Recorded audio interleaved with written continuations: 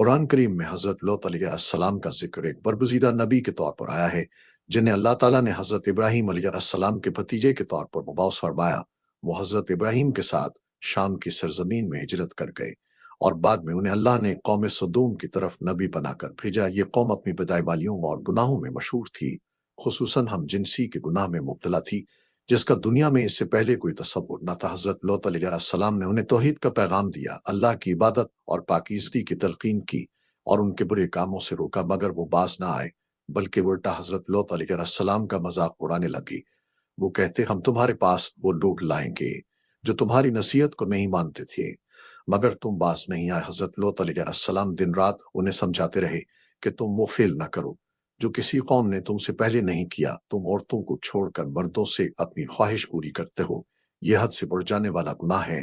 مگر ان کی آنکھوں پر ہدایت کے پردے پڑ چکے تھے، وہ اپنے گناہ پر فخر کرتے تھے۔ حضرت لوط علیہ السلام کی بیوی بھی ایمان نہ لائی، بلکہ وہ کفار کے ساتھ تھی۔ وہ اپنی قوم کو نبی کی خبریں پہنچایا کرتی تھی۔ حضرت لوط علیہ السلام نے اللہ کے حضور دعا کی کہ رب میری مدد فرما۔ ان مفسروں کے مقابلے میں اللہ تعالیٰ نے ان کی دعا سن لی اور فرشتے ان کے پاس خوبصورت جوانوں کی شکل میں آئے۔ قوم نے جب ان نوجوانوں کو دیکھا تو ان کے گھر کی طرف دوڑ پڑی۔ حضرت لوط علیہ السلام نے دروازہ بند کیا اور کہا، یہ میرے مہمان ہیں، اللہ سے ڈرو، مگر وہ باز نہ آئے۔ اللہ کے حکم سے فرشتوں نے حضرت لوط کو کہا کہ فکر نہ کریں، ہم اللہ کے فرستادہ ہیں، یہ تم تک نہیں پہنچ سکتے۔ انہوں نے دروازہ کھولا تو فرشتوں نے ان کی آنکھوں کی روشنی چھین لی اور کہا کہ اب تم دیکھو گی کہ تم پر کیسا عذاب آتا ہے۔ رات کے پچھلے پہر اللہ کا حکم آیا کہ لوط اپنے گھر والوں کو لے کر نکل جاؤ، مگر پیچھے مڑ کر نہ دیکھنا سوائے تمہاری بیوی کے جو عذاب میں مبتلا ہوگی۔ حضرت لوط علیہ السلام اپنے ایمان والوں کو لے کر نکل گئے، اور جب وہ شہر سے دور ہوئے تو زمین لرز اٹھی، آسمان سے پتھروں کی بارش ہوئی، زلزلہ اور آسمانی عذاب نے پوری قوم کو الٹ کر رکھ دیا۔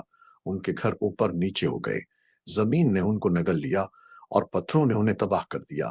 وہ شہر جو اپنی رنگ رلیوں پر فخر کرتا تھا مٹ گیا، عبرت کا نشان بن گیا۔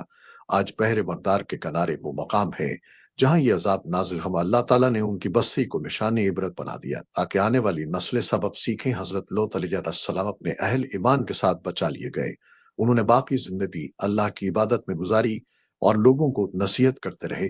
ان کی قوم کی ہلاکت ہمیشہ کے لیے مثال بن گئی۔ قرآن میں فرمایا گیا کہ ہم نے لوط کو حکمت و علم دیا اور اسے فاسق قوم سے نجات دی جو بدی میں ڈوبی ہوئی تھی، اور فرمایا کہ ہم نے ان پر پتھروں کی بارش برسائی، پس دیکھو مجرموں کا انجام کیسا ہوا۔ حضرت لوط علیہ السلام کی زندگی صبر، استقامت اور اللہ پر بھروسے کی علامت ہے۔ انہوں نے برائی کے خلاف آواز بلند کی، چاہیے ساری قوم ان کے مخالف ہو گئی۔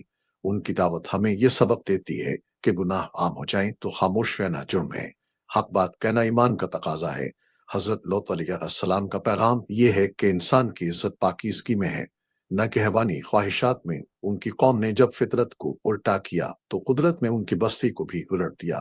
اللہ تعالیٰ نے اس واقعے کو کئی جگہ ذکر کر کے انسان کو خبردار کیا کہ وہ ایسے گناہوں سے بچے اور ان لوگوں کے انجام کو یاد رکھے جو نبی کی بات نہ مانے۔ حضرت لوط علیہ السلام کی دعوت اور ان کی قوم کا انجام ایک روشن پیغام ہے کہ فطرت سے انحراف تباہی لاتا ہے، ایمان نجات دیتا ہے اور صبر انسان کو کامیابی تک پہنچاتا ہے۔